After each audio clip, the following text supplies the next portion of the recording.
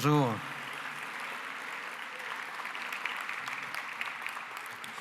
Bonjour à toutes et à tous, ravi de vous accueillir et d'ouvrir donc ce 27e salon des entrepreneurs à Paris. Alors de l'ouvrir, en fait, il est déjà ouvert. Pendant qu'on se parle ici, il y a déjà 4 500 personnes dans différentes salles qui sont réunies, qui travaillent, qui écoutent, qui partagent sur tous ces thèmes qui nous sont chers aux uns et aux autres, ces thèmes de l'entreprise. Ces thèmes de l'entreprise comme lieu de création de richesse et aussi comme lieu de partage de valeurs, j'y reviendrai dans un instant. Je voulais d'abord remercier tous nos partenaires qui rendent possible cet événement, 27e édition cette année, avec la Chambre de commerce et d'industrie de Paris-Île-de-France, avec le Conseil de l'Ordre des experts comptables, la région Île-de-France et puis aussi BPI France, dont on ne peut pas rater le magnifique stand quand on visite le salon. BPI a choisi une couleur qui est une couleur jaune très forte, très singulière, qui est une couleur pleine d'espoir et pleine de tonus, on va dire, qui est au fond tout ce qu'on veut partager ici. Quand on se retrouve ici, moi c'est la 3e fois que je fais l'inauguration de ce salon, eh bien, on se retrouve pour célébrer des valeurs qui sont extrêmement positives. Et Dieu sait que parfois, ce qui nous entoure ou notre actualité n'est pas pleine que de ces choses positives. Mais là, on partage à la fois des envies, quelqu'un disait des rêves, des bonheurs à venir, des douleurs certaines à venir aussi, puisque entreprendre, c'est entreprendre un chemin qui souvent est assez long, semé d'embûches. Vous avez sur scène des entrepreneurs, j'en connais quelques-uns un peu mieux. Je sais que pour eux, ça n'a pas toujours été facile et que même quand on commence à réussir, il reste encore des embûches et il reste des obstacles à franchir. Depuis 30 ans, le salon accompagne et a, je pense, contribuer à faire émerger un engouement des Françaises et des Français pour la création d'entreprises. Je dis des Françaises et des Français parce que cette année, nous avons et nous aurons parmi les 65 000 à peu près visiteurs attendus, la moitié de femmes. Et dans les projets d'entreprise qui sont présentés, il y a de plus en plus de projets présentés par des femmes entrepreneurs. Un mot là-dessus simplement pour celles et ceux qui ici sont à la recherche de capitaux et puis pour celles et ceux aussi qui éventuellement vont accorder des financements aux entreprises à venir. Eh bien, sachez que les femmes sont plutôt plus économes des fonds qui leur sont confiés. Elles en font meilleur usage. Les statistiques sont absolument impitoyables. Les entreprises dirigées ou créées par des équipes avec des femmes ou uniquement des femmes ont un taux de succès supérieur à celle des hommes. Voilà, il fallait le dire quand même. C'est une statistique qui s'impose. 2019 a été une année historique avec 815 000 créations d'entreprises.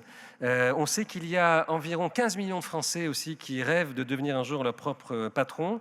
Et cette tendance ne cesse d'augmenter. Un dernier mot encore pour ne pas être trop long, mais en 2019 et puis en 2020, je pense encore plus, on voit apparaître une tendance extrêmement forte et je voulais la partager avec vous. C'est cette tendance au positive business. Le français ne réserve parfois pas toutes les bonnes expressions, mais cette volonté, au fond, de réconcilier dans l'entreprise un peu toutes les dimensions d'une vie. Il ne faut pas que l'entreprise absorbe totalement vos vies. Il est autorisé, il est même recommandé d'avoir une vie en dehors de l'entreprise, mais il n'est pas mauvais non plus que l'on puisse trouver dans l'entreprise une façon de concilier toutes les dimensions de son existence, c'est-à-dire créer de la richesse, mener à bien une aventure, embaucher éventuellement des gens. Il y a beaucoup d'entreprises individuelles, mais qui ont vocation à grandir, mais aussi créer quelque chose de bien. Pendant très longtemps, le droit français ne connaissait qu'une définition de la société, même pas de l'entreprise. Et cette définition, c'était la société est un lieu où des actionnaires propriétaires d'une partie de la société partagent des profits. Voilà. Eh bien, l'entreprise, c'est plus que ça. Certes, on doit y partager des profits. Certes, on a quand même intérêt à faire des profits si on veut que ça se poursuive. C'est une des clés et une des données de base. Mais aussi, il faut produire un effet positif pour ceux que l'on va embaucher et puis aussi, de plus en plus, pour la planète. Le Conseil constitutionnel a, je crois, récemment reconnu qu'il y avait une capacité parfois à aller même au-delà et à, au fond, concilier le principe de liberté de commerce et d'industrie avec un principe de défense de la planète. Ce principe-là, défense de la planète, défense de l'environnement, défense d'une transition environnementale, mais aussi défense d'une société meilleure pour l'ensemble de ceux qui la composent, eh bien ce principe est désormais au cœur des entreprises. Je pense que c'est bien, il était temps que se trouvent réconciliées dans un même élan toutes ces aspirations. Je voulais vous remercier d'être là, vous féliciter pour celles et ceux qui vont cette année confirmer et concrétiser leur volonté de créer une entreprise. Bravo, bonne route, c'est un long voyage, comme disait un ancien président de la République. Là où il y a une volonté, il y a un chemin, c'est ce chemin que vous empruntez. Bonne chance à vous, merci.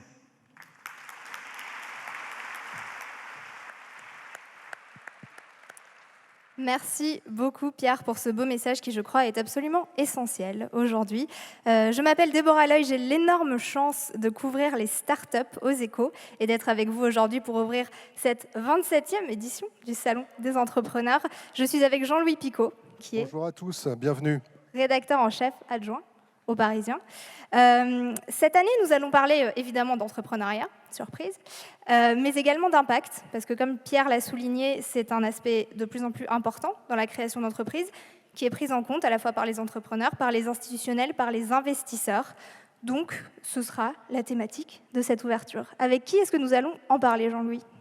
Alors nous avons à notre droite 5 entrepreneurs qui incarnent cette volonté de faire à la fois de l'entrepreneuriat, mais aussi de changer les choses, de changer une manière de travailler. Ça a été souligné par Pierre à l'instant.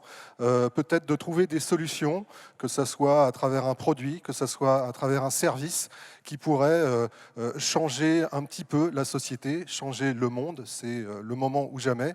Donc ils vont partager avec nous leurs histoires, leurs méthodes aussi, peut-être leurs erreurs, puisque le but du Salon des entrepreneurs, c'est de vous venir en aide et de vous guider pour la suite de la journée, bien sûr, mais au-delà, vous guider pour développer un projet et le porter le plus longtemps possible et le développer, bien sûr. Donc, je vais commencer un premier tour de table pour présenter nos 5 entrepreneurs. Lubna Ksibi, qui représente Meet My Mama. Donc, vous êtes la cofondatrice de Meet My Mama, qui est un traiteur qui donc fait travailler des mamans, une cuisine faite maison, donc préparée avec amour, avec chaleur, avec générosité. Et donc, vos clients sont des entreprises qui organisent des événements et vous venez pour justement tout ce qui est l'alimentation. La deuxième dimension de votre entreprise, c'est la formation et l'intégration de ces femmes dans le travail. Donc, vous faites appel à des femmes qui sont migrantes, vous faites appel à des femmes issues de l'immigration. C'est aussi une deuxième partie aussi importante que la première, vous nous en parlerez tout à l'heure.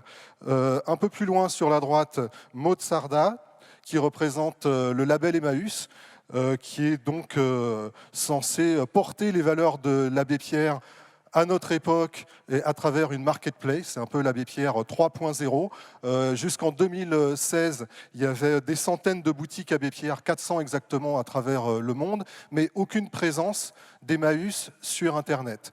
Vous avez résolu cette énigme depuis quelques années et aujourd'hui, il y a plus d'1 million, 1,2 million de produits qui sont proposés sur cette marketplace. Ça va de la décoration aux vêtements, à la BD, puisqu'on est en plein festival d'Angoulême. Donc il y a aussi des BD qui sont proposés.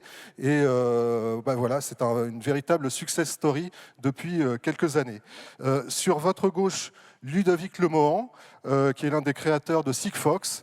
Alors Sigfox, c'est une start-up toulousaine qui est spécialisée dans l'Internet des objets connectés, avec une solution qui n'est ni 4G, ni 5G, mais 0G, donc une technique particulière dont vous nous parlerez tout à l'heure. C'est un peu le contre-pied de la 4 et de la 5G. Vous nous expliquerez tout à l'heure votre façon de travailler, Ludovic.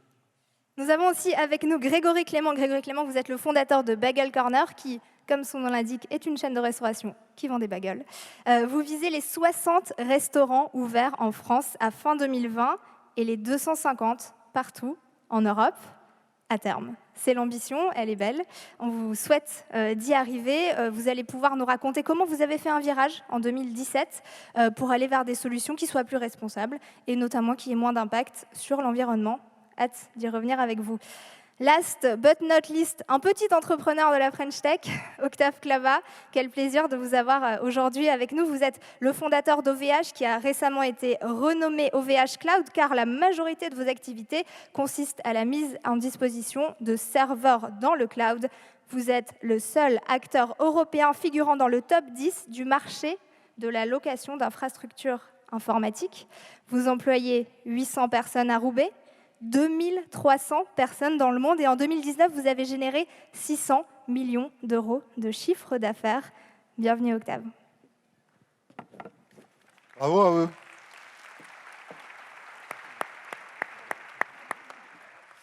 Avant de commencer notre discussion, j'aimerais juste sonder un petit peu notre public. Merci déjà d'être venus si nombreux. J'aimerais savoir qui dans la salle est entrepreneur. Est-ce que vous pouvez lever la main? Est-ce qu'on peut mettre un tout petit peu de lumière pour le voir? Ouais. Ok. Et qui souhaite le devenir? D'accord. Une Bon. bonne majorité. Ça tombe bien. Ça tombe bien, on est là pour vous donner des conseils. Et comme vous le voyez, vous êtes entre vous, soit entre entrepreneurs ou entre entrepreneurs to be. Pour commencer notre discussion, j'avais envie de vous demander de revenir un tout petit peu dans le temps et de vous souvenir de ce qui vous a poussé, à un moment donné, ce qui vous a donné un déclic pour devenir entrepreneur. Octave, est-ce que vous voulez commencer à répondre à cette question? Très heureux d'être ici et parler de l'entrepreneuriat. Alors moi, pourquoi j'ai créé OVH? C'est simple, après mes études d'ingé, j'ai travaillé 5 semaines dans une vraie entreprise. Et au bout des 3 semaines, j'ai bien vu que ça n'allait pas durer. Et ça ne me plaisait pas du tout. Et donc j'ai posé l'ADEME et j'ai fait OVH.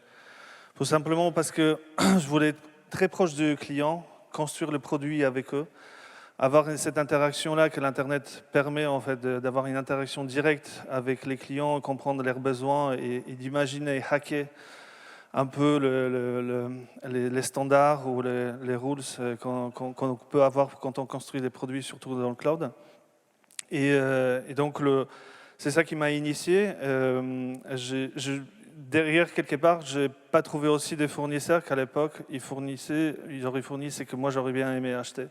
Et donc, quelque part, sur ces principes-là d'imaginer le produit en tant que client et travailler avec des clients, en fait, l'idée de passer à l'acte, c'était assez simple.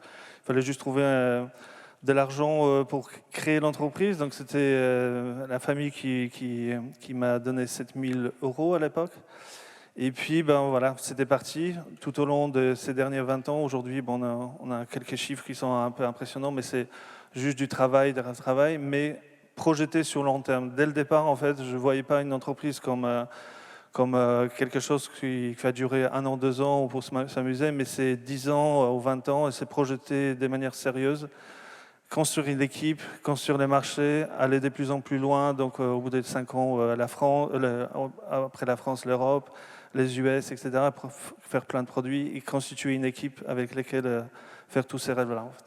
Lubna Xibi pour Meet My Mama. Alors, je ne l'ai pas précisé, mais vous avez 1000 entreprises clientes aujourd'hui et vous faites travailler 70 mamas qui sont effectivement dans le travail, mais c'est aussi un réseau, Meet My Mama, de 200 femmes que vous accompagnez justement vers le travail, vers l'entrepreneuriat, pourquoi pas.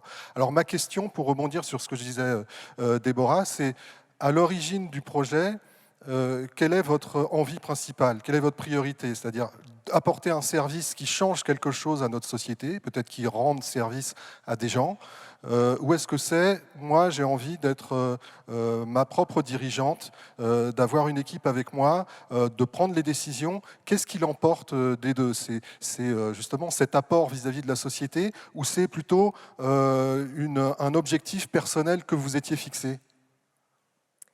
Alors, je pense que c'est un peu des deux, mais pour répondre à la question, on a créé Meet My Emma pour une seule raison, c'est de permettre à un maximum de femmes de vivre de leur talent pour la cuisine. Et c'était vraiment ça qui nous a animés parce qu'on a grandi auprès de femmes exceptionnelles, des femmes qui cuisinent merveilleusement bien, qui ont ce talent, cette passion, ce savoir-faire et ces recettes qui se transmettent de génération en génération. Donc c'était un peu notre rêve de permettre à ces femmes d'accéder au métier de la restauration, puisque aujourd'hui 90% des chefs sont des hommes. Et c'était un peu cette volonté d'inverser cette tendance. Et puis c'est aussi une démarche, on va dire, personnelle avec mes deux cofondateurs, Donia Youssef et l'équipe, de créer une entreprise aussi à notre image et qui correspond à nos valeurs, puisque aujourd'hui on vit comme on mange et on avait vraiment envie de refléter ça dans notre entreprise, donc avec tout cet impact social derrière, mais aussi cet impact environnemental, cette dimension partage des cultures, partage de valeurs. Et aujourd'hui, on avait l'impression que c'est déjà ce qu'on avait envie nous, c'est ce qu'avaient envie les mamas, et au final, c'est ce qu'avaient envie les clients, puisque on s'est développé assez rapidement sans avoir besoin à chercher des clients, puisqu'ils sont venus à nous parce qu'ils se reconnaissaient dans ces valeurs. On vit comme on mange, ça vous parle, Grégory? Effectivement, un petit peu. Donc Grégory, moi je suis le cofondateur de Bagel Corner. Alors on est trois dans l'aventure, Rachid Aizadi, Michael Cohen et moi-même. Pourquoi Bagel Corner? Alors en fait on a fait à la sortie de notre école un voyage en Europe de l'Est. On s'est rendu compte que le bagel marchait très bien. Et moi j'ai fait mes études pour la petite histoire au Canada, le pays du bagel et du donuts. Et on s'est dit, bon bah ça marche à droite, ça marche à gauche, on va aller au centre. C'est pas plus compliqué que ça. Au début, les gens disaient bagel. Donc, je vous laisse imaginer la tête qu'on faisait quand on vendait nos premiers bagels. Et finalement, de bout en bout, on a démarré avec 30 000 € l'entreprise. On va avoir 60 restaurants à la fin de l'année. On en fait 10 par an, donc 100 à horizon 2024 et 250 à terme en Europe. Notre objectif, c'est de devenir le leader européen de la vente de bagels en petite surface. On se développe principalement en franchise. Et du coup, pourquoi l'entrepreneuriat? Je pense qu'il y a 3 raisons principales en ce qui me concerne. C'est tout d'abord l'ambition, parce qu'en fait, j'étais salarié pendant 2 ans dans une entreprise et j'étais toujours bloqué par mon supérieur sur des nouveaux projets. Du coup, je me suis dit, bon, bah, en année, je vais faire le mien. Et le deuxième, je dirais, c'est la passion et la liberté. Voilà, on prend beaucoup de plaisir au quotidien et c'est vrai que de monter un projet, d'être libre, de faire son chemin, c'est quelque chose qui est hyper satisfaisant. Maud Sarda pour Label Emmaüs. Alors, je ne l'ai pas précisé tout à l'heure, mais il y a évidemment un volet très social dans votre démarche chez Label Emmaüs. Ce volet, c'est une formation qui permet à des gens d'apprendre à créer un site de e-commerce de A à Z, c'est-à-dire depuis le moment où on prend la photo du produit qu'on va proposer jusqu'au moment où le produit arrive sur le site. Donc évidemment, c'est primordial d'en parler. En ce qui vous concerne, quel est votre parcours? Pourquoi ce choix? Et puis c'est vrai que là, il y a un cas un peu particulier parce que vous n'avez pas créé vraiment une entreprise, vous avez étendu l'action de quelque chose qui existait déjà. Donc déjà, pourquoi ce choix de travailler dans quelque chose comme Emmaüs? Et puis comment s'est passé ce démarrage il y a maintenant 4 ans? Oui, effectivement, c'est plus de l'intrapreneuriat, même si Label Emmaüs est une entreprise à part entière, puisqu'on est une coopérative avec un statut juridique autonome. Ça fonctionne comme ça dans le mouvement Emmaüs. En fait, ce sont 300 structures autonomes juridiquement qui sont réunies au sein d'une fédération. Moi, c'est vraiment la rencontre avec Emmaüs qui m'a donné envie d'entreprendre. J'ai jamais rêvé d'entrepreneuriat avant et pourtant j'ai fait une école de commerce. Pourtant, j'ai travaillé dans un cabinet de conseil pendant plusieurs années. Et c'est quand j'ai rencontré Emmaüs que le virus m'a pris. Parce que pour moi, Emmaüs, c'est un mouvement d'entrepreneuriat social depuis finalement 70 ans, qui a inventé l'économie circulaire bien avant qu'on invente ce mot.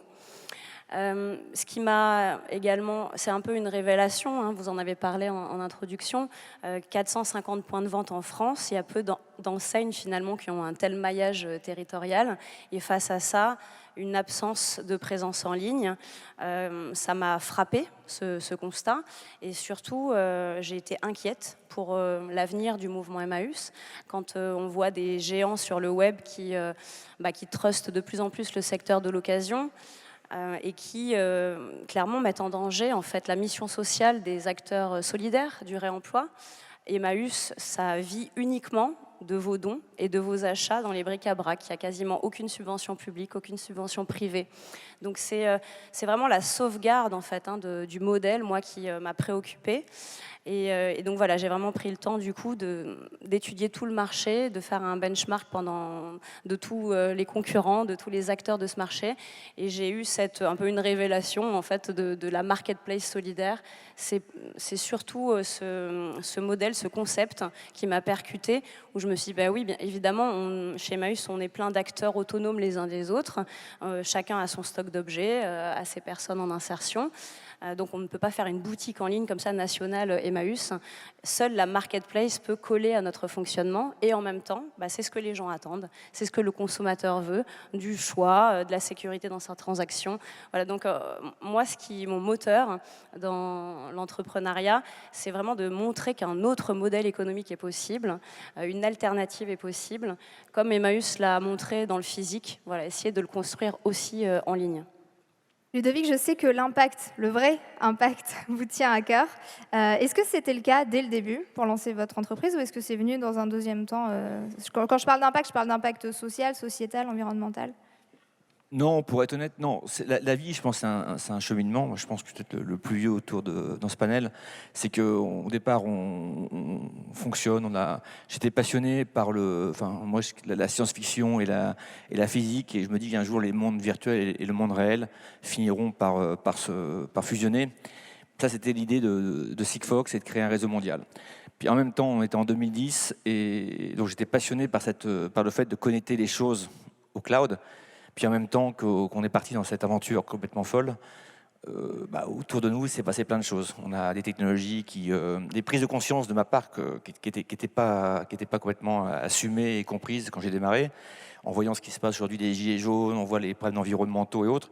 Au fur et à mesure qu'on faisait croître ce projet, on se disait il y a vraiment quelque chose qu'on peut faire. Cette infrastructure qu'on va mettre en place qui va être au cœur d'une nouvelle révolution qui s'appelle la connecte des données physiques ou des données industrielles, ça va créer énormément d'opportunités, de jobs, ça va permettre peut-être de faire des économies d'énergie, ça va permettre de faire plein de choses. Et on s'est dit, voilà, au fur et à mesure, moi je me dis, on ne peut pas faire que du profit, parce que je pense qu'effectivement, pour mener un projet comme ça, il faut lever de l'argent, il faut rendre cet argent quelque part avec un rendement à ses investisseurs. Mais moi, je ne me lève pas le matin pour devenir riche et célèbre, je pense parce qu'on tient quelque chose de fort.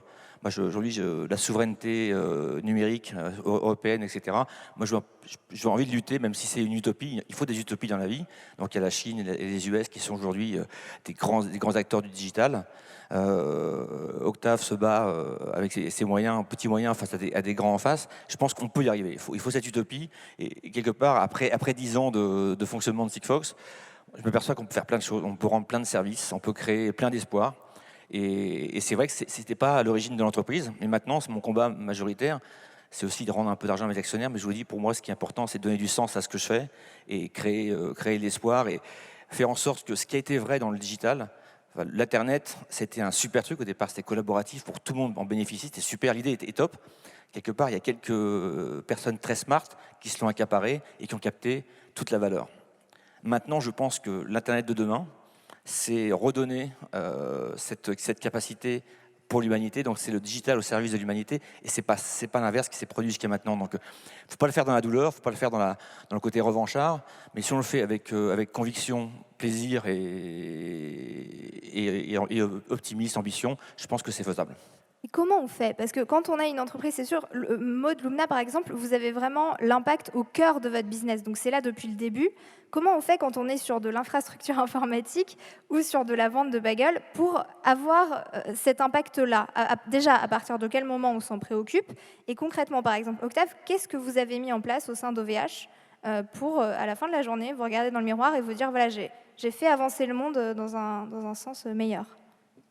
Notre niveau, en fait, comment on fait OVH Cloud, on fait 3 métiers, on assemble 3 métiers. Il y a tout ce qui est l'industrie hardware, il y a tout ce qui est produit software et tout ce qui est commerce et les géographies. D'accord ? Donc ce sont 3 complexités qu'on essaie de mélanger ensemble. Et donc dans l'industrie, c'était assez rapidement, en fait, parce qu'on avait peu de moyens. D'accord ? Je n'ai pas levé de fonds, je n'ai pas cherché de l'argent. Pour moi, l'argent, il faut le gagner. C'est pas l'argent, on ne l'élève pas, l'argent, on le gagne. Et je veux que l'entreprise soit fiable financièrement, donc puisse investir chaque année. Et donc, on s'est beaucoup préoccupé pendant les premières 5 années sur la gestion de l'infrastructure et de comprendre comment on peut faire moins cher, mieux, autrement les infrastructures. Et donc, on a été amené en fait, à innover en fait, dans les data centers autour par exemple de refroidissement, où on a mis très tôt, en 2003-2004, le refroidissement liquide dans les serveurs qui nous permet d'évacuer la chaleur avec beaucoup moins d'énergie. Et donc, grâce à cette innovation qui a évolué tout au long des 15 ans ensuite, aujourd'hui, nos coûts de fonctionnement sont beaucoup plus bas. Et ça, on donne ça aux clients en facturant moins cher nos clients les services qui sont basés sur l'infra. Mais aussi, ce qui est vraiment très intéressant, c'est que notre consommation électrique, en fait, elle est quasiment 2 fois inférieure par rapport à tout l'ensemble de nos concurrents.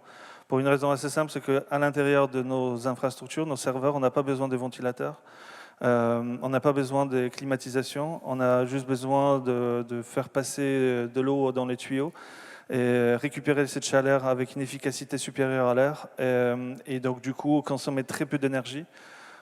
Pour refroidir des milliers, aujourd'hui on a quasiment 400 000 serveurs physiques dans 30 data centers partout dans le monde.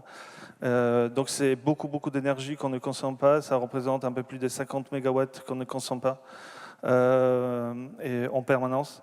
Et donc ça c'est l'un des exemples, mais il y en a vraiment beaucoup en fait, où la recherche, en fait, les contraintes dans lesquelles qu'on s'est configuré, qu'on s'est mis, nous ont obligés à innover, à hacker, à penser différemment et disrupter en fait notre industrie, aussi bien dans l'infrastructure, aussi bien dans le software, aussi bien dans le commerce. Et là, on peut en parler aussi pendant très longtemps. L'innovation, en effet, vient souvent des contraintes. On est confronté à un problème, on cherche des solutions et on trouve quelque chose de nouveau. Grégory, peut-être pour compléter ce qui a été dit sur la dimension justement d'impact, qui, on le voit, elle peut être très technologique, elle peut être humaine dans la gestion qu'on a de ces équipes, elle peut être dans la façon dont on va approvisionner ses clients, sur le type de moyen de transport qu'on va utiliser. Elle peut prendre plein de formes différentes. À votre niveau, qu'est-ce que vous pouvez nous dire sur cette partie-là de votre activité ? Alors, c'est vrai que nous, on a quand même cofondé une chaîne de restaurants. Donc, chaque jour, dans nos 60 restaurants, on produit entre 100 et 300 menus. Donc, on a quand même un impact qui est assez puissant sur l'environnement. Et pour nous, du coup, c'était vraiment très important de pouvoir effectivement avoir une responsabilité vis-à-vis de l'environnement et de la planète. Donc, on a mis, en fait, dès 2017 en place pas mal de mesures pour l'éco-responsabilité. Donc on a par exemple des emballages made in France, on a du tri sélectif, on a du café bio, des ustensiles en fibre de bambou. Maintenant on autorise nos franchisés à aller acheter les fruits et légumes en local. Donc c'est vraiment quelque chose en fait qui est venu avec le temps, et je le précise, parce qu'en fait l'entreprise a 9 ans, donc maintenant on souhaite de plus en plus qu'elle corresponde entre guillemets à notre mentalité, à nous-mêmes.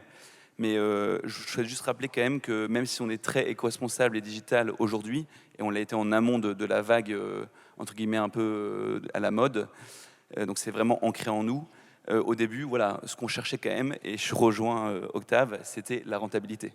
C'est-à-dire qu'aujourd'hui, on démarre un business avec 30 000 euros d'apport et 120 000 euros de dette.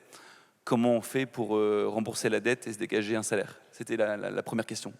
Ça fera partie d'un chapitre qu'on évoquera tout à l'heure sur le développement. On va passer à la deuxième partie en attendant. Merveilleuse transition vers cette deuxième partie. Effectivement, comment fait-on pour conjuguer rentabilité et impact? Pour cette deuxième partie, on va évoquer vraiment les étapes incontournables pour se lancer dans l'entrepreneuriat, et donc à quelle étape est-ce qu'on peut mettre des éléments d'impact. Merci d'applaudir nos deux invités. Merci de nous rejoindre.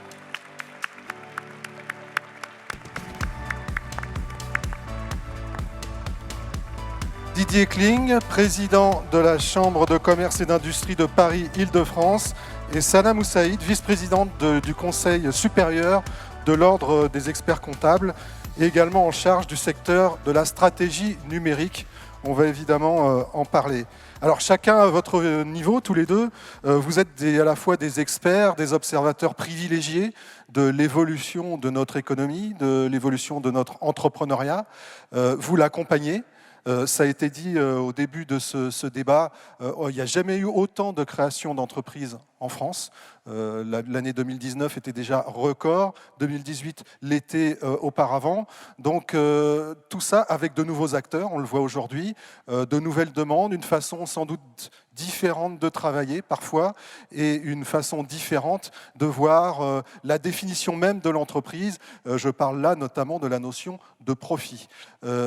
Didier Kling, pour commencer, au niveau Chambre de commerce et d'industrie Paris-Île-de-France, comment vous aidez les entrepreneurs, déjà de façon très, très basique, si vous avez un ou deux ou trois exemples à nous donner d'actions de la CCI pour justement venir en aide des gens qui ont un projet, qui cherchent à le réaliser, et puis des gens aussi qui sont déjà lancés et qui cherchent à se développer. Merci beaucoup. D'abord et avant tout, oui, la France est un pays d'entrepreneurs. On l'a découvert au fil du temps.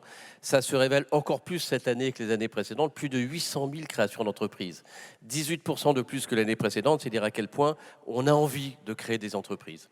Et c'est vrai que lorsqu'on interroge les jeunes dans nos écoles ou ailleurs, puisqu'on a un certain nombre d'écoles aussi qui sont destinées à former pour créer des entreprises et développer son activité, mais ils nous disent pour une grande proportion, pour la moitié d'entre eux, oui, ce qu'on a envie de faire, c'est pas nécessairement de travailler dans une entreprise qui existe déjà, c'est de créer notre entreprise. Et non seulement il y a cette envie et cet enthousiasme, mais il se trouve qu'il y a un passage à l'acte, puisque la moitié d'entre eux créent effectivement, on le voit dans les chiffres. La première étape pour moi, lorsqu'on regarde quelqu'un qui veut créer une entreprise, avec nos partenaires, le Conseil supérieur de l'ordre des experts comptables, et je salue également à vos côtés le président Charles-René Tandé, avec le Conseil régional d'Île-de-France qui s'exprimera tout à l'heure par la voix d'Alexandra Dublanche et Valérie Pécresse qui nous rejoindra dans l'après-midi. La première question à poser, c'est à propos, qu'est-ce que vous recherchez? Qu'est-ce que vous avez envie de faire? C'est quoi l'objet de votre entreprise? Après ça, on parlera de marketing, de financement et d'implantation. La première chose, c'est quoi l'objet? Et ce qui me frappe, et ça m'intéresse ce que vous avez dit tout à l'heure, c'est que l'objet, c'est pas nécessairement de gagner de l'argent et d'être riche demain. C'est pas interdit de l'être. C'est pas un défaut de l'être, mais c'est pas l'objet fondamental. Et c'est vrai des entreprises d'aujourd'hui comme celles d'hier. Quand vous interrogez aujourd'hui les dirigeants de Michelin, à l'origine, lorsque l'entreprise, la manufacture, c'était le terme industriel de Michelin a été créé, l'objectif, c'était pas d'être riche pour la famille. L'objectif, c'était de dire, on a une idée, on pense que l'idée, elle est géniale, on veut la mettre en œuvre. Et aujourd'hui, lorsque Elon Musk a décidé de créer notamment Tesla, l'idée, c'était pas d'être riche, il l'était déjà. C'était pas le sujet pour lui. Et pour le moment, il perd un peu d'argent d'ailleurs. Non, l'objectif, c'était de dire, j'ai une idée qui est sublime, qui répond aux problèmes de mobilité et de préservation de la planète. J'ai envie de le faire. Et donc, c'est la première question qu'on pose, c'est quoi votre idée? Et souvent, effectivement, l'idée, c'est pas nécessairement d'être riche demain, c'est en tout cas de ne pas perdre d'argent à terme. Parce qu'on a besoin de l'argent, à la fois pour vivre soi-même, et en même temps pour se financer, et puis avoir son indépendance. Mais l'objectif, c'est je veux mettre en œuvre quelque chose, et je pense que c'est bien pour mes concitoyens, c'est bien pour ceux qui m'entourent, c'est bien pour la planète, et ça, je crois que cette idée géniale, elle mérite d'être réalisée.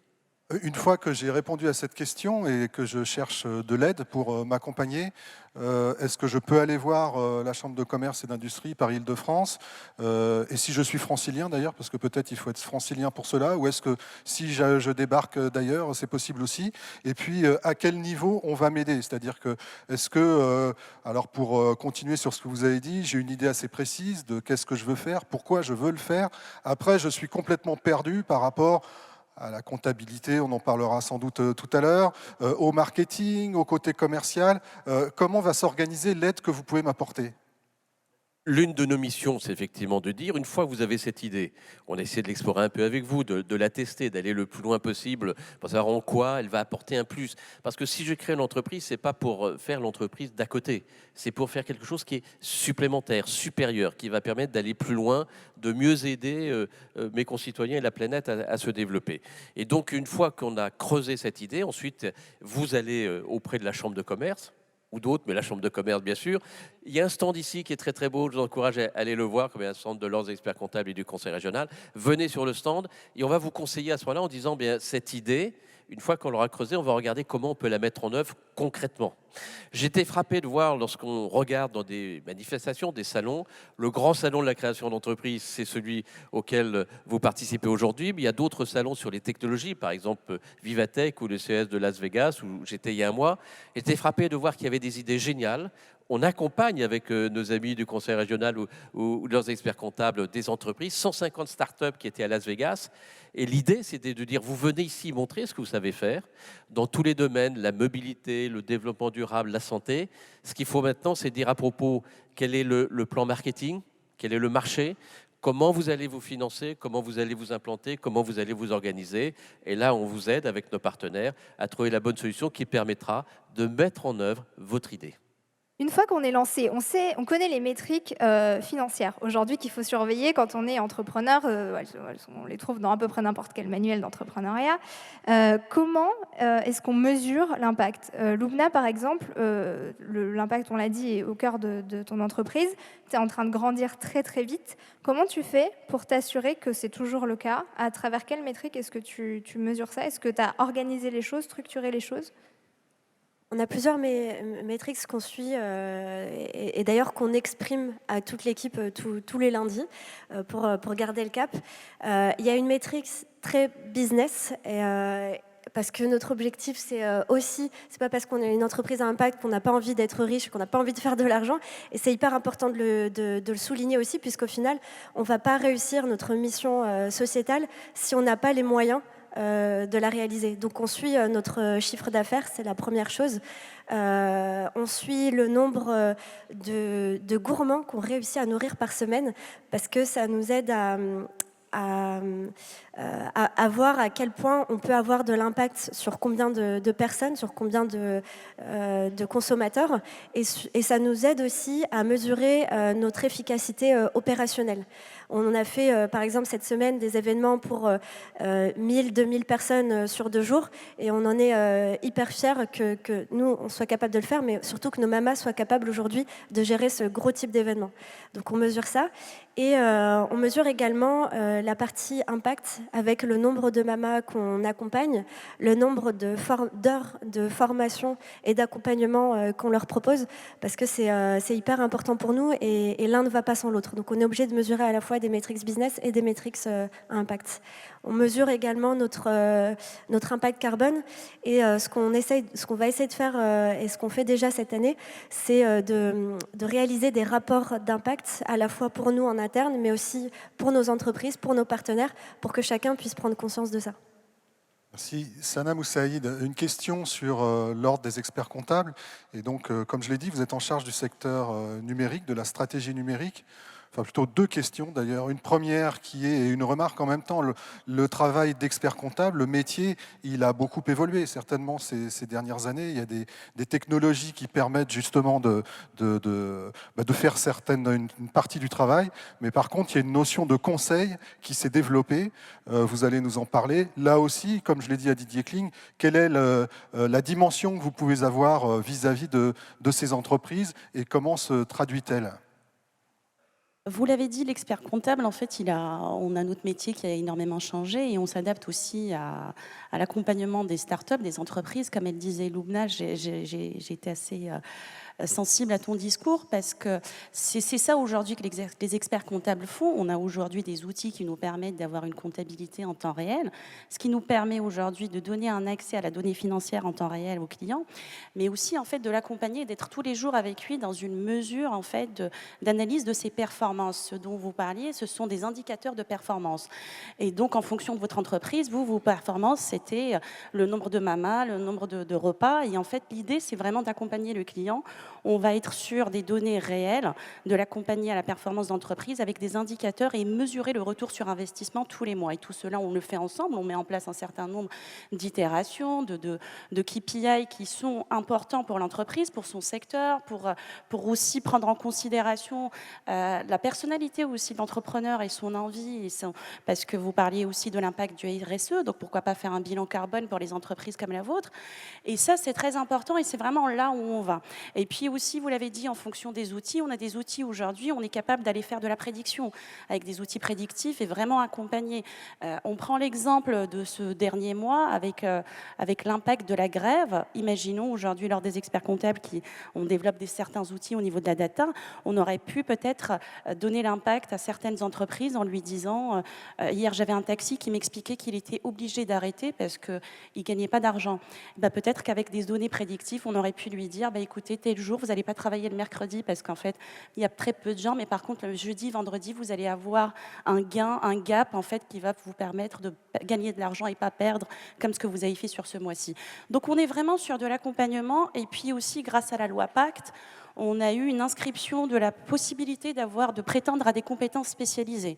Donc on a des experts comptables qui se spécialisent en digital, on en a qui vont se spécialiser en RSE, il y en a certains qui vont aller se spécialiser en conseil patrimonial, spécialisés aussi par exemple à l'accompagnement, à levée de fonds, financement sur la donnée, la data. En fait, on peut aussi accompagner des entreprises comme les vôtres à exploiter votre donnée, à vous mettre en place une base de données et à partir de là, en fait, non seulement analyser les données comptables et financières qu'on sait traiter, mais aussi vos données qui sont issues du CRM, des données qui sont propres et qui existent sur les open data. En fait, aujourd'hui, il y a une richesse d'open data grâce au décret qui vient de sortir et qui existe et qui peuvent vous accompagner et y aider. Et vraiment, aujourd'hui, c'est là l'accompagnement de l'expert comptable. On va vraiment sur la partie conseil, au-delà de la partie déclarative, qui, elle, on arrive à l'automatiser assez facilement avec des outils et on essaie vraiment d'aller pas à pas avec nos chefs d'entreprise et les accompagner vraiment pour la réussite du business et de leur activité. On parle d'étapes incontournables. Le numérique et l'utilisation qu'on va en faire, c'est évidemment quelque chose de très stratégique,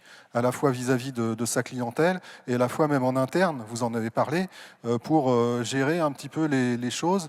Donc déjà en amont du lancement de l'entreprise, c'est important sans doute, alors ça ne s'applique pas à toutes les entreprises, mais quand même à la plupart d'entre elles aujourd'hui, de savoir précisément comment on va utiliser le numérique et de ne pas se tromper, parce que si on se lance avec un mauvais système, on peut le payer assez cher derrière.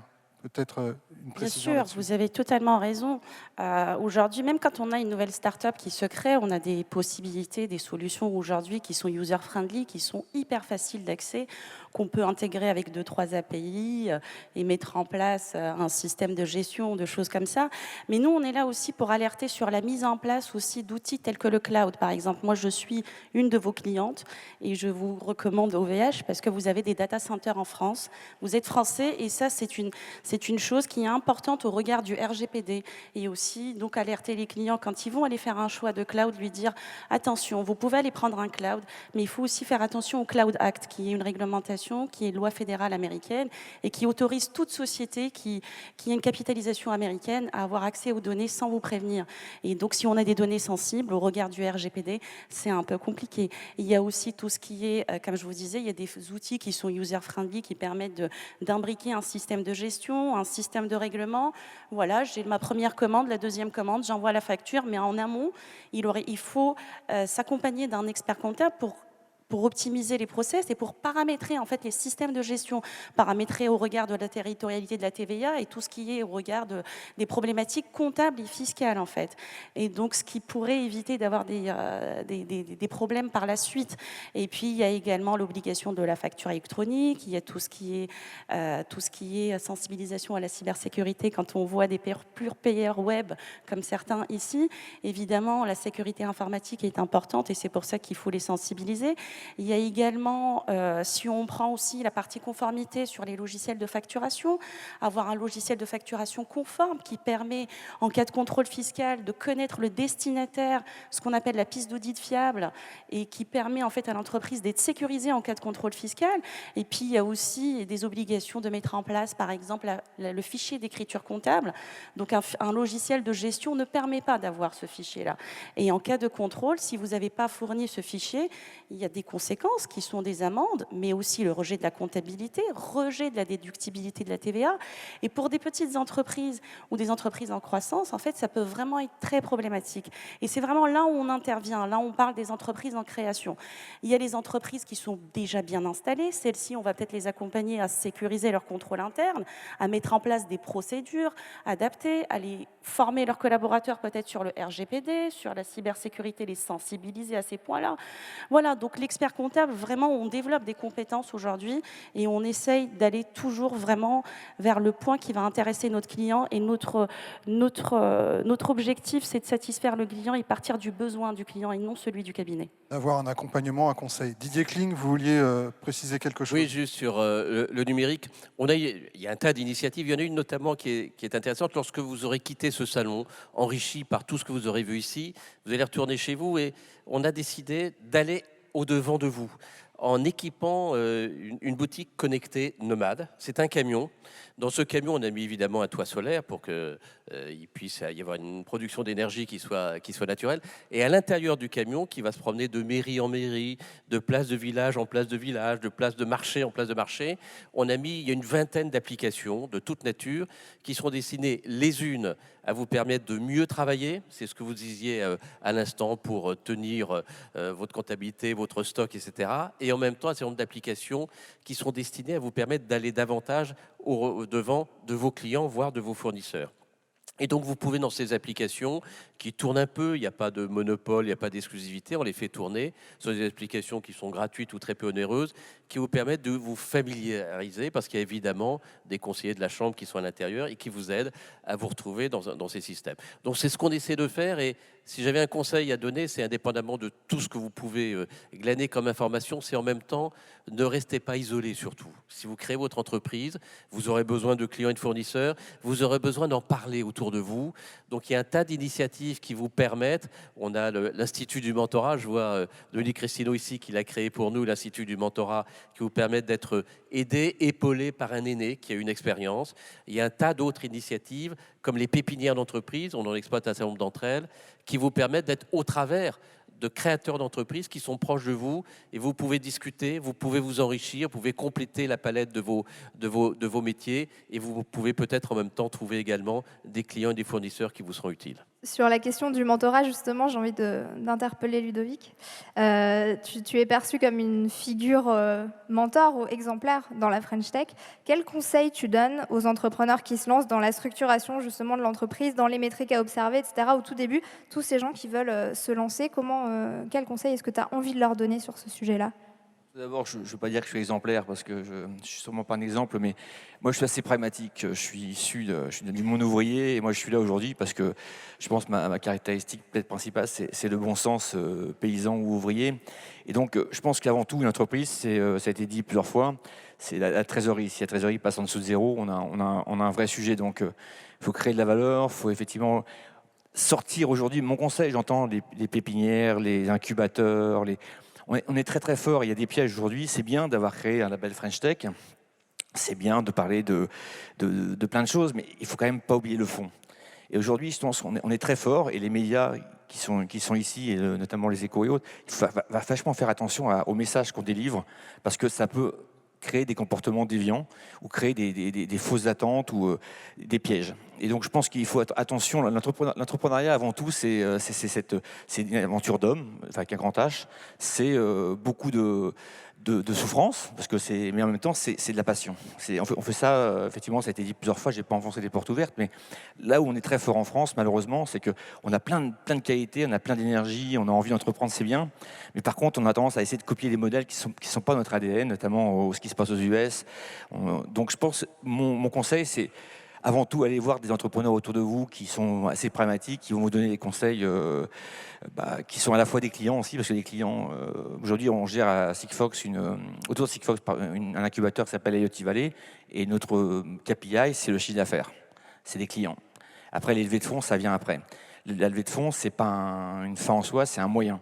Et si on pouvait faire une entreprise sans levée de fonds, quelque part, ça serait mieux. Par contre, la compétition, parfois, nécesse de lever des fonds pour aller plus vite, pour éviter de se faire doubler avant d'arriver sur une maturité. Donc, mes conseils, c'est essayer de prendre appui sur des choses qui sont factuelles et écouter ce qui se passe. Un salon comme ici, vous allez entendre des tonnes de témoignages d'entrepreneurs. Il faut faire son propre filtre, mais moi j'ai tendance à donner un message au-delà d'ici, c'est essayons de mettre de la profondeur, du sens dans ce qu'on fait, et ne pas multiplier les messages d'incubateurs, de levée de fonds, etc., mais rappeler quand même les fondamentaux. Et moi ça c'est quand même... C'est passionnant l'entreprise, c'est beaucoup de risques, mais en même temps, il y a du reward derrière quand on réussit, quand on regarde ce qu'on a fait, ce qu'on a créé comme emploi, comme produit, et quelque part, quel que soit le produit qu'on crée, c'est ça notre motivation. Mais attention aux grands effets d'envolée, de communication. La com, c'est fondamental, mais c'est pas non plus ça qui va vous faire vivre. Donc voilà, c'est ça mon message par rapport à tous les grands labels qu'on met au quotidien. Je suis pas contre, mais n'oublions pas le fond avant la forme. Maud Sarda, j'aimerais bien vous entendre justement sur les incontournables de la création d'entreprise, mais dans le contexte dont on parle depuis le début de notre débat, c'est-à-dire effectivement cette notion de profit qui reste quand même incontournable, bien que peut-être on peut en parler, mais aussi donner du sens. Alors qui mieux que Emmaüs pour donner du sens justement à son action, qui est une entreprise aujourd'hui, vous l'avez rappelé, vu justement d'une entreprise comme Emmaüs avec une image magnifique et une image patrimoniale depuis très longtemps, quel message vous pourriez faire passer aux jeunes entrepreneurs, ou moins jeunes, mais nouveaux entrepreneurs? Alors, Label Emmaüs, c'est une entreprise. Après, le mouvement Emmaüs regroupe 300 structures, Oui. dont la majorité sont des associations. Je précise simplement, parce que ça reste un mouvement associatif, voilà, historiquement. Nous, on est une coopérative, donc c'est un engagement assez fort. On est vraiment à mi-chemin entre l'entreprise et l'associatif dans notre structuration, puisqu'on renonce à tout enrichissement personnel et tous les bénéfices, quand on en aura, on les espère, on les attend, on fait tout pour en avoir, seront réinvestis dans l'outil de travail. Alors, pour moi, les fondamentaux, c'est bien sûr l'évaluation de son impact, mais avant d'évaluer, c'est quelles sont les fondations. En fait, qu'est-ce qu'on met en place dès le début? Et ça, il ne faut pas rater cette étape-là. Moi, j'ai vraiment pris du temps, vraiment une bonne année, pour être dans une mission exploratoire, étudier le marché, tous les acteurs, le fonctionnement.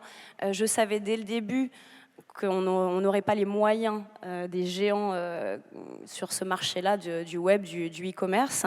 Ce qui pouvait faire la différence, c'est le concept, c'est le positionnement, c'est ce qu'on allait proposer aux consommateurs, aux consommateurs, comme on les appelle aussi pour nous. Donc voilà, c'est vraiment prendre le temps de se différencier, de bien penser la valeur qu'on va apporter. Et c'est ce qui fait notre force, avec bien sûr le nom Emmaüs qui porte et qui remplace en partie l'absence de budget de communication. On ne peut pas acheter des mots-clés sur Google comme le font voilà, d'autres entreprises. Donc c'est bien penser le concept. Ensuite, c'est avoir conscience dans quel marché on s'inscrit. Et donc se mettre quand même au niveau des standards attendus.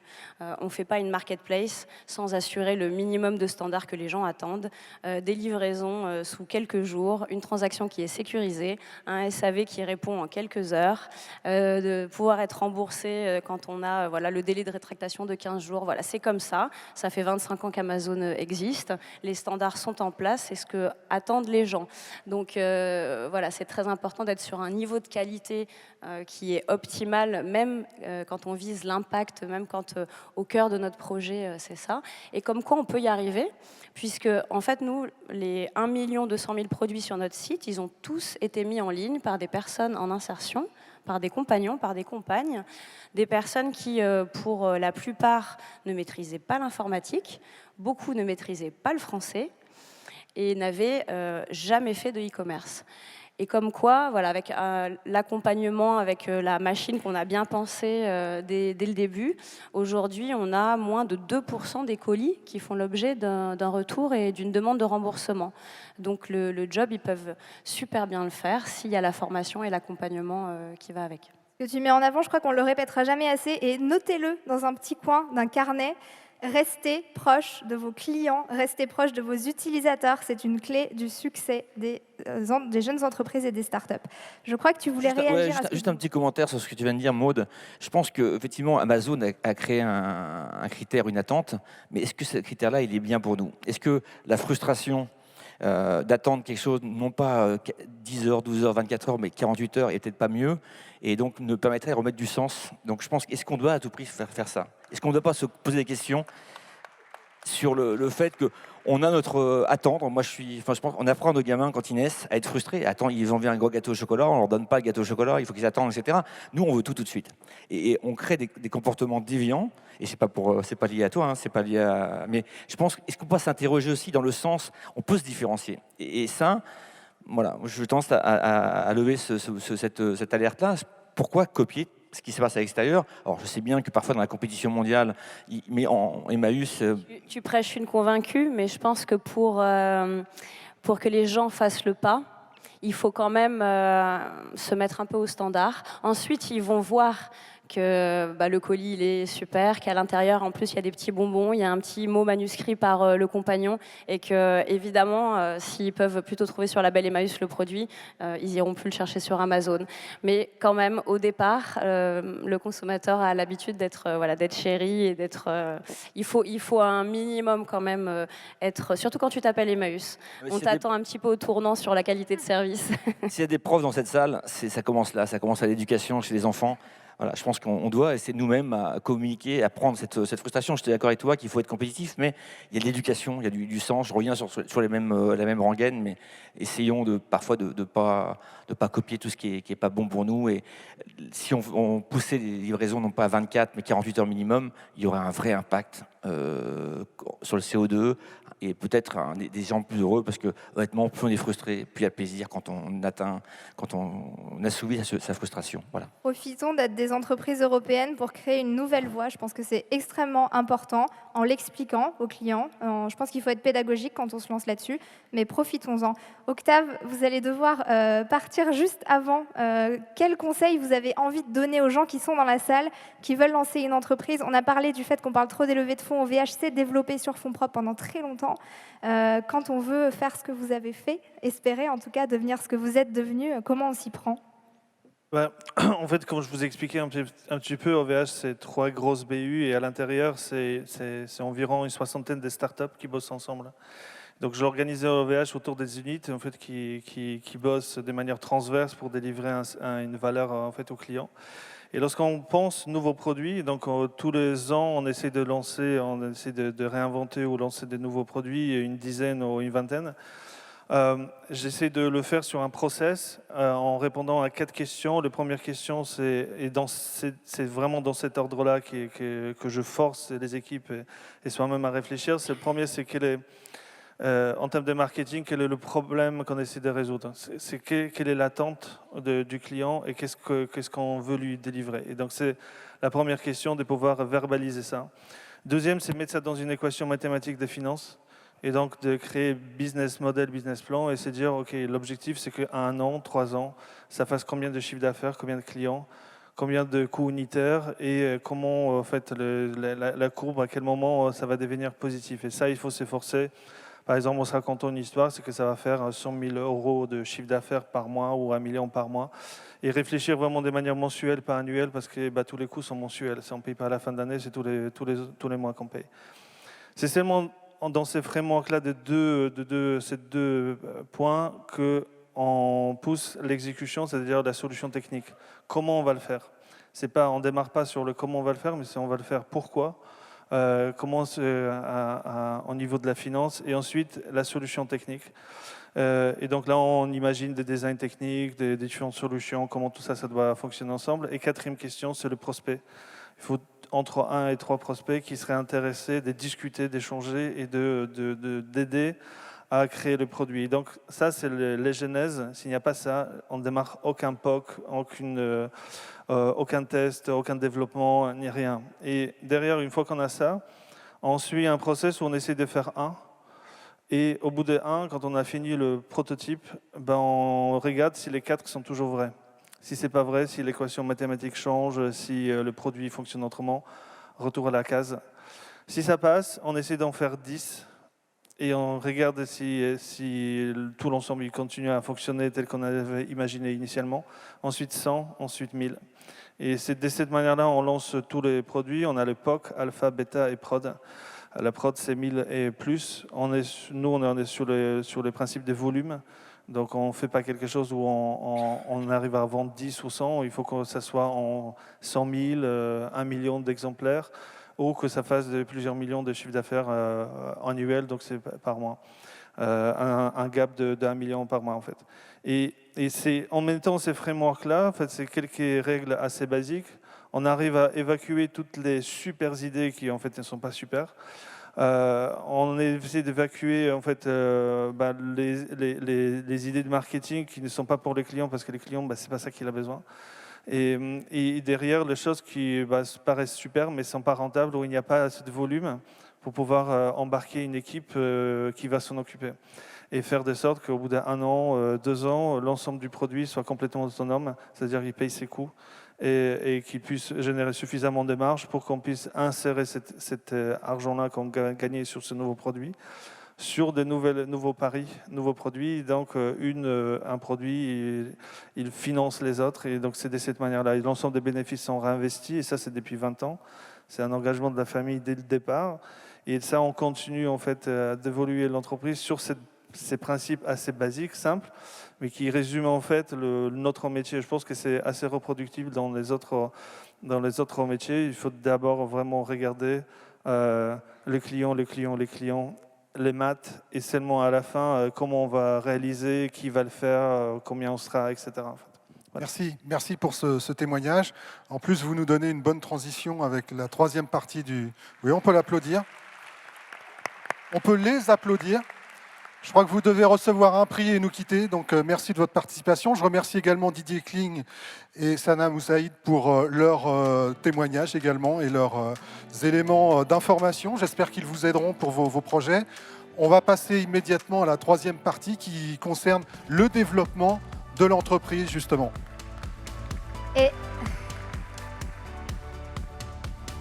Et dans cette troisième partie, on est ravis d'accueillir Alexandra Dublanche, vice-présidente en charge du développement économique de la région Île-de-France. Bonjour. Et Marie-Adeline Pex, directrice exécutive en charge de la création des partenariats et de l'action territoriale chez BPI France. Alexandra Dublanche, bonjour et bienvenue sur cette scène. J'avais envie de vous demander, parce que la région Île-de-France accompagne énormément de startups, je crois d'ailleurs qu'il y a plusieurs protagonistes dans cette salle qui ont pu en profiter.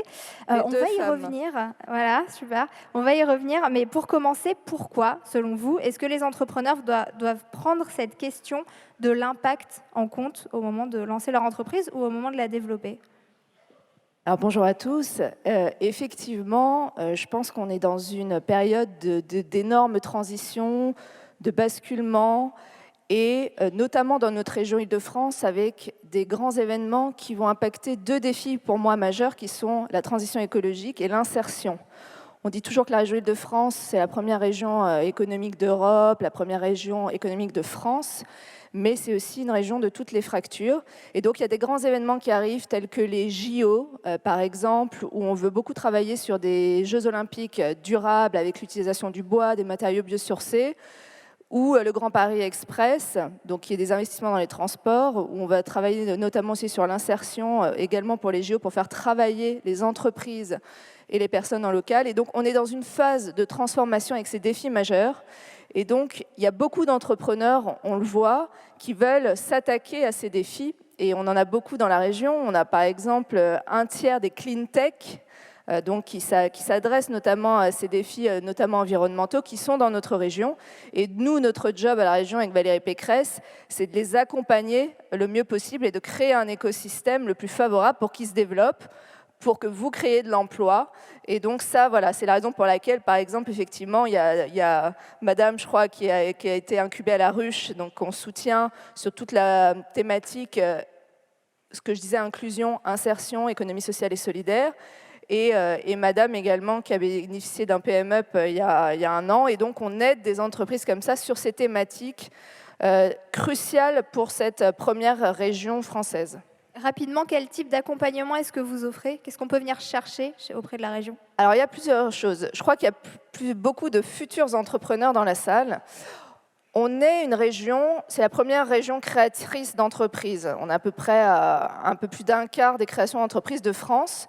Mais nos entreprises, elles sont un peu moins pérennes et moins créatrices d'emplois qu'ailleurs. Pourquoi ? Parce que les entrepreneurs se font moins accompagner. Pourquoi ? Parce qu'il y a trop d'offres. C'est un peu contre-intuitif, mais en gros, il y a un tel magma dans cette région Île-de-France d'associations qui vous aident, etc., que l'entrepreneur, enfin je l'ai été, je le sais, il est perdu et il abandonne. Du coup, il ne se fait pas accompagner. Du coup, l'entreprise est moins pérenne. Il y a à peu près 50% des entreprises qui périclitent à 5 ans.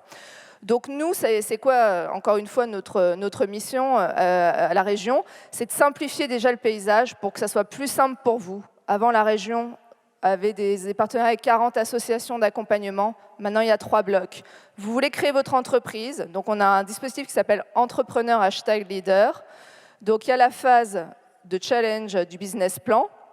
avec des associations comme BGE, par exemple, la CCI.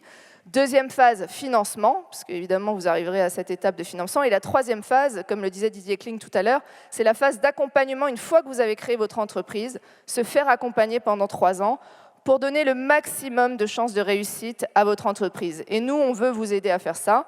On veut vous aider à durer, évidemment, à créer le plus d'emplois possible. Et on a 2 cibles encore plus prioritaires. Alors ça, c'est peut-être un petit prisme, parce qu'on a une présidente à la tête de la région, les femmes. Les femmes, aujourd'hui, c'est 39% des publics accompagnés. J'espère qu'il y en a autant dans la salle que d'hommes. Donc on veut juste qu'il y ait 50% des entrepreneurs accompagnés qui soient des femmes. Donc c'est des objectifs qu'on a donnés à tous nos partenaires. Et également, et ça me tient à cœur, parce que moi je suis élue à Sartrouville, donc avec des quartiers prioritaires, et je suis aussi en charge du rural à la région. Et donc, c'est aussi les QPV, les quartiers prioritaires politiques de la ville, où il y a énormément de talents, mais il y a encore plus de difficultés à aller chercher ces aides pour les entrepreneurs de ces quartiers. Donc voilà, et après il y a tout un tas, voilà, comme vous le voyez sur scène, une fois qu'on a passé cette phase-là et qu'on est entrepreneur, qu'on a sa boîte, là on peut aider sur des projets type un PM-Up, donc on a toute une gamme TP-Up, PM-Up, Innov-Up, qui vont vous aider à vraiment, c'est encore des financements, donc 250 000 € par exemple pour un PM-Up, 55 000 pour un TP-Up, et donc des aides financières, mais aussi vous faciliter la vie, ça c'est vraiment un de nos enjeux.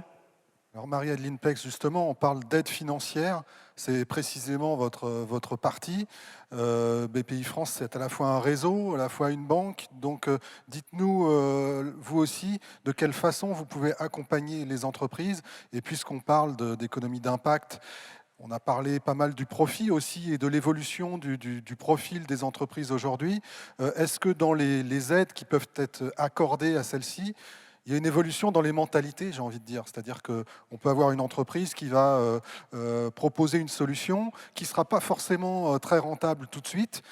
Est-ce que ces entreprises-là, elles ont plus de chances aujourd'hui de vivre qu'avant? Alors, il y a beaucoup de questions dans votre question. Oui, je sais, désolé.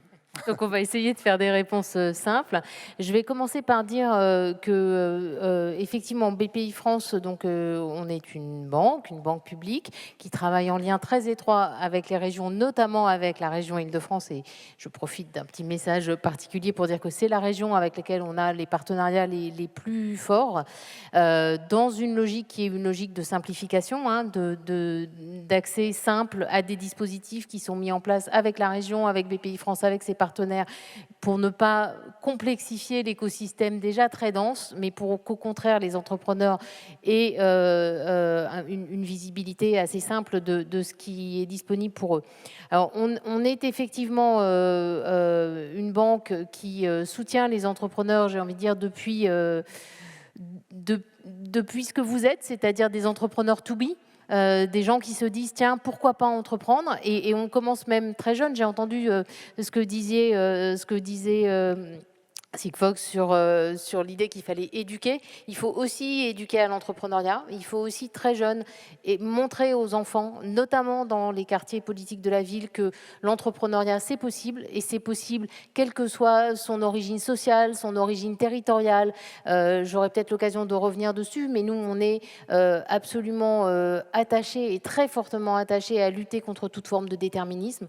Non, c'est pas réservé à des mâles blancs alors pas forcément de 50 ans pour cela, hein, mais on peut entreprendre quand on est une femme, on peut entreprendre quand on est originaire d'un quartier, on peut entreprendre si on n'est pas fils d'entrepreneur ou fille d'entrepreneur, et ça c'est quelque chose auquel on croit énormément. Donc on accompagne les entrepreneurs depuis le moment où la petite graine germe dans les esprits jusqu'à ce qu'on ne souhaite pas forcément à tous, parce que tout le monde n'a pas vocation à être introduit en bourse, mais en tout cas dans toutes les phases de leur projet, qu'ils se développent, qu'ils innovent, qu'ils soient TPE, qu'ils soient PME, qu'ils soient des grands groupes.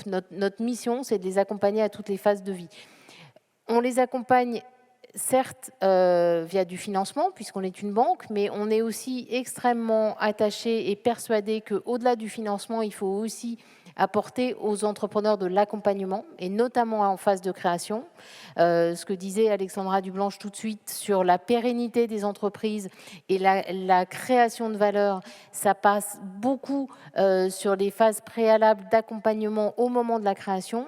Une entreprise accompagnée, elle dure plus longtemps, elle est plus pérenne et elle crée plus de valeur ajoutée, elle crée plus d'emplois. Et ça, c'est quelque chose, nous, auquel on croit beaucoup. Et dans ce qu'on a construit autour de BPI France Création, qui se décline en fonction des stratégies régionales et des écosystèmes régionaux très fortement structurés par chacune des régions, comme vient de l'expliquer Alexandra Dublanche, on essaye de mobiliser l'ensemble des acteurs de soutien à l'accompagnement. On essaye non pas de rajouter une couche ou une complexité supplémentaire, mais de faire le réseau des réseaux de l'accompagnement à la création.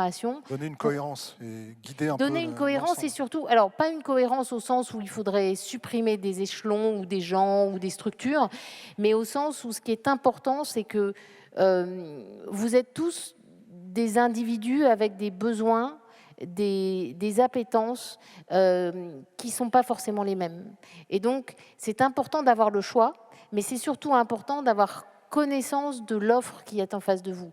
C'est un sujet auquel nous, on est très attachés. On a beaucoup travaillé autour de la problématique des quartiers. Ce que nous disent les entrepreneurs dans les quartiers, c'est nous, on n'a pas envie d'être traités comme un entrepreneur des quartiers. On est d'abord un entrepreneur. Mais en réalité, quand on est accompagné, on est très content de l'accompagnement qu'on a eu, mais on a été accompagné par hasard. On a découvert cette offre par hasard. Et ça, si on veut lutter contre cette forme de déterminisme, il faut vraiment ouvrir les chances à tous et permettre à chacun de trouver cette offre et de trouver la réponse qui correspond le mieux à sa situation personnelle, à la façon dont on a envie d'être soutenu et accompagné. Et qu'est-ce que vous faites justement concrètement? Moi, j'aime bien dire que l'entrepreneuriat, c'est un risque, tout le monde prend le même niveau de risque, mais tout le monde n'a pas le même matelas en dessous s'il tombe. Qu'est-ce que vous faites pour amener les gens qui n'ont peut-être pas ce gros matelas sous le fil sur lequel ils s'apprêtent à marcher, pour les pousser à quand même s'engager dans l'entrepreneuriat? Concrètement, c'est quoi les offres de BPI France? Alors, ce que je vous le disais, c'est que sur l'aspect soutien à la création, nous, on s'appuie sur tout un réseau qui existe et tout un écosystème qui existe de soutien, d'accompagnement et de financement à l'entrepreneuriat, enfin de financement de la création. On n'a pas rajouté une couche, on essaye de rendre cette couche visible et compréhensible. Ces réseaux, ces 30 réseaux, ils ont 1800 implantations en France, il y en a forcément une à côté de chez vous. Et pour faciliter l'accès à ces réseaux, vous trouvez sur bpifrance-création.fr un petit peu de publicité. Ça ne coûte rien et c'est gratuit. Le réseau précis qui va pouvoir vous accompagner et répondre à votre besoin, y compris de façon géolocalisée. Vous habitez 3 rue des Moineaux à Sartrouville, à moins de 10 km, voilà qui peut vous accompagner. Ça, c'est quelque chose d'essentiel.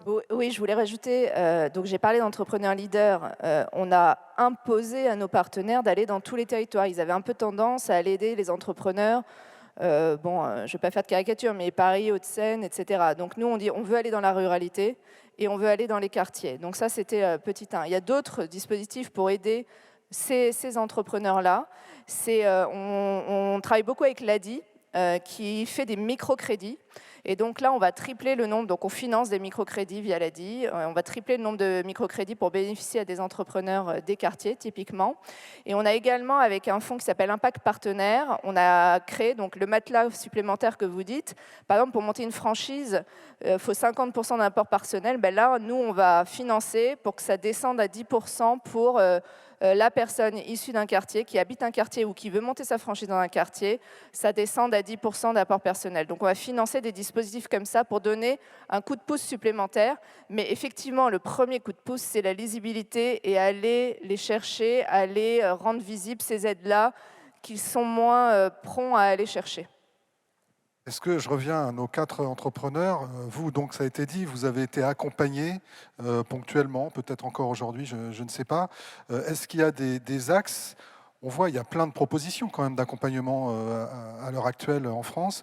Est-ce qu'il y a des axes qui mériteraient d'être développés, qui n'ont pas encore été explorés ou qui ne sont pas complètement mûrs pour correspondre justement aux besoins des entreprises?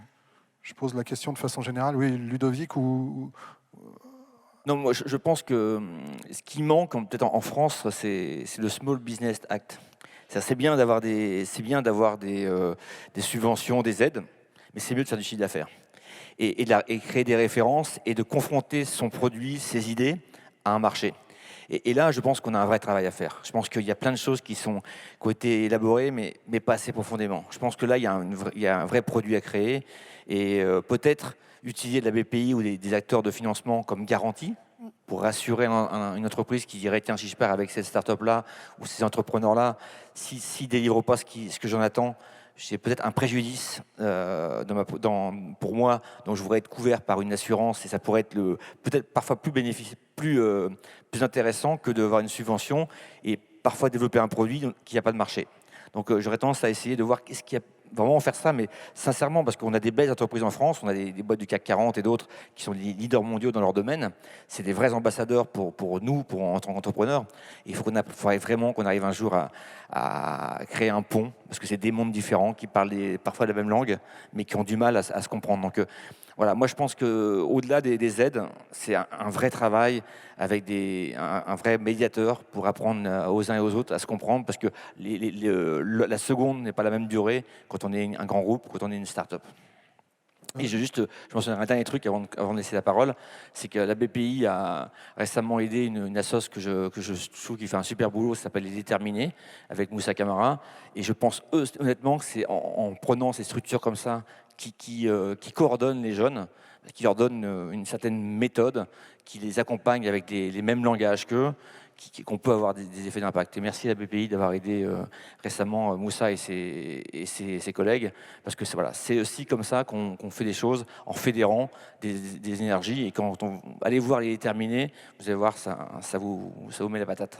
Loubna voulait réagir aussi sur cette question des aides proposées, peut-être de la marge de progression dans ce domaine. Vous vouliez préciser quelque chose ?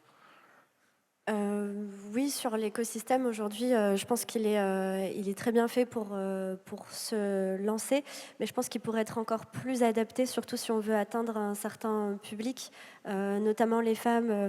Par exemple, pour nos mamas, on essaye vraiment d'adapter l'accompagnement à leur profil.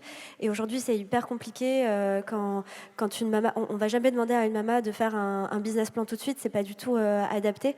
Et donc peut-être reprendre les fondamentaux, les formations de base et les accompagner pour avoir, comme le disait Ludovic, pour avoir les bases déjà pour faire du chiffre d'affaires. Donc on va vraiment les accompagner opérationnellement. Être traiteur, c'est très compliqué. Donc ce qu'on va dire à nos mamas, c'est ne vous inquiétez pas, vous n'avez pas besoin de faire tout ça tout de suite, parce que ça fait très peur, parce qu'on demande à ces femmes d'être à la fois chef, à la fois traiteur, à la fois entrepreneur, à la fois employeur parfois, et c'est énormément de notions à avoir. Donc ce qu'on leur dit, c'est rassurez-vous, nous on s'occupe de la partie logistique, vous trouvez les premiers clients, etc. Et pendant ce temps-là, on va y aller petit à petit. Vous allez avoir un premier chiffre d'affaires et au fur et à mesure, vous allez chercher le financement et l'accompagnement, mais c'est vraiment s'adapter à ces profils-là. Grégory, Clément ? Oui, alors effectivement, nous aussi, on a eu pas mal de financements. On a eu un prêt croissance de 360 000 €. On a eu un prêt dispositif PME aussi de la mairie sur 120 000 €. Moi, ce que je voulais juste, et merci encore, ce que je voulais juste, c'était insister. En fait, je trouve qu'il n'y a pas assez d'entrepreneurs qui ont mis en place ce qu'on appelle un board. Donc c'est en fait des gens qui vous entourez de gens qui sont un peu plus loin que vous. Il y a pas mal de dispositifs aujourd'hui qui permettent de le faire, notamment par exemple je pense au MoveJ. En fait c'est des espèces de mentors. Et, nous chez Bagel Corner, dès le premier restaurant, on a mis en place un board de 5 personnes. On a l'ancien directeur de la franchise Midas, l'ancien DRH France McDonald's, le fondateur de Columbus Café, le fondateur de Mezzo di Pasta et l'ancien directeur Export Quick Burger King. Et en fait, c'est des gens qu'on voit tous les 3 mois. Et vous pouvez même pas imaginer à quel point ça nous a aidé en fait à grandir et à éviter les erreurs. En fait, chaque personne a son domaine de compétences et la chance qu'on a, c'est qu'en fait, ils sont 10 ans devant nous. C'est des gens qui ont fondé des marques de restaurants avec 200, 300 restaurants et qui vous permettent en fait de rechercher l'excellence sur l'ensemble des sujets. Donc vraiment, le board à mettre en place dès que possible. Et pas que les investisseurs quand on est dans le cadre d'une start-up tech. Il y a une question que j'avais envie de vous poser, Alexandra Dublanche, qui revient énormément du terrain des entrepreneurs. Ludovic a mentionné le Small Business Act. Il permet notamment l'ouverture des achats publics, enfin l'accès facilité aux achats publics aux start-up. En France, c'est un manque aujourd'hui. Les start-up nous disent que les achats publics ont des délais trop longs, demandent des volumes trop gros, etc. Est-ce que c'est un sujet pour la région? Est-ce que vous travaillez à les ouvrir aux petites entreprises? Alors nous, à la région Île-de-France, on a voté un Small Business Act il y a 2 ans. La région Île-de-France, c'est 1 milliard d'achats publics par an. C'est énorme, c'est les lycées, c'est les transports, entre autres, la formation. Et donc, aujourd'hui, il y a 80% de nos marchés qui sont attribués à des PME. Donc, on travaille beaucoup là-dessus. Qu'est-ce qu'on a fait? On a fait des lots plus petits, on a fait des avances remboursables parce qu'on sait qu'en termes de trésor, c'est parfois compliqué. On numérise énormément pour ne pas demander 10 fois la même pièce. Enfin, on travaille beaucoup là-dessus. Donc, il y a ce rôle-là. Nous, région exemplaire, on ouvre nos marchés. Et deuxièmement, on est aussi entremetteurs. C'est-à-dire, par exemple, si je parlais tout à l'heure d'insertion, d'entreprises adaptées, on va mettre en relation, par exemple, des grands groupes, des ETI, avec des entreprises adaptées. Et nous, on a ces réseaux-là et on va les mettre. Par exemple, on a fait une journée achat responsable il y a 1 mois. Il y a eu 500 rendez-vous entre ces ETI, ces grands groupes et toutes ces entreprises d'insertion auxquelles les ETI elles ne connaissent pas ou elles n'ont pas accès. Donc nous, on a ce rôle aussi d'entremetteur. Vous parliez aussi de garantie. D'ailleurs, on travaille avec la BPI là-dessus. La région a fait des garanties, ça s'appelle le Fonds régional de garantie, à 70%. Et par exemple, c'est un dispositif qu'on vient d'étendre même à 80% pour toutes les entreprises impactées par la grève. Donc on essaye d'être agile, on essaye d'être réactif. Et au début de mon propos, je parlais des JO, Grand Paris Express. Là aussi, la région, c'est le 2e financeur des Jeux Olympiques après l'État. On veut vraiment être là aussi exemplaire sur que ça bénéficie évidemment à nos entreprises en priorité, tout en restant dans le cadre légal. Bon, après, j'aurais plein de choses à dire sur l'économie sociale et solidaire, mais bon, on n'a pas le temps. Juste sur les JO, parce que ça peut intéresser des tas de gens. Concrètement, comment faire? C'est-à-dire que moi, je suis entrepreneur, j'ai envie, ou futur entrepreneur, et j'ai envie de participer, de profiter de cette grande aventure. Est-ce que je viens vous voir au conseil régional? Qu'est-ce qu'il y a une structure spécifique pour ça? Alors, on a une plateforme qui s'appelle Maximilien, où il y a tous les marchés publics de la région, et maintenant, il y a une rubrique JO. Donc, je vous engage, ceux que ça peut intéresser, à s'inscrire à une alerte, typiquement, où il y aura tous les marchés publics. Donc là, par exemple, il y a cette plateforme, et après, on fait des rendez-vous réguliers. Là, on en a fait avec la filière bâtiment-construction, et au fur et à mesure, plus on se rapproche, plus on va faire de ce type de réunion pour faire connaître ces marchés-là. Après, on n'a pas le droit de dire c'est réservé, légalement c'est interdit, mais voilà, on essaye de mieux informer en tout cas nos entreprises, et les JO c'est un vaste enjeu. Il y a tout un tas de thématiques aussi en termes d'alimentation, comment on va nourrir tous les athlètes, enfin, il y a la construction des bâtiments évidemment, et là on veut à la fois que ça bénéficie aux entreprises franciliennes, mais aussi aux personnes en demande, en recherche d'emploi, et que ça bénéficie particulièrement à ces quartiers-là, en Seine-Saint-Denis notamment, qui est un des départements les plus pauvres de France. Oui, vous vouliez dire quelque chose, Maud? Oui. Peut-être juste sur les dispositifs à renforcer. Alors nous, on a été particulièrement accompagnés par la région Île-de-France, donc merci beaucoup. Effectivement, PME, mais il n'y a pas eu que ça. Il y a eu plusieurs autres lignes d'aide sur la formation professionnelle, notamment. On a lancé une école l'année dernière et elle va prendre pas mal d'ampleur cette année, notamment grâce à votre soutien. En revanche, là où je trouve qu'il manque encore quelque chose, c'est vraiment sur l'amorçage et sur la finance, concrètement, sur des fonds d'investissement solidaires ou pas solidaires pour ceux qui se lancent dans d'autres types d'entrepreneuriat. il y a encore peu de prise de risque, franchement, sur les périodes d'amorçage pour les entreprises. Il y a vraiment besoin de renforcer ces étapes-là. Et hier, j'étais à la soirée de lancement du fonds d'amorçage de France Active.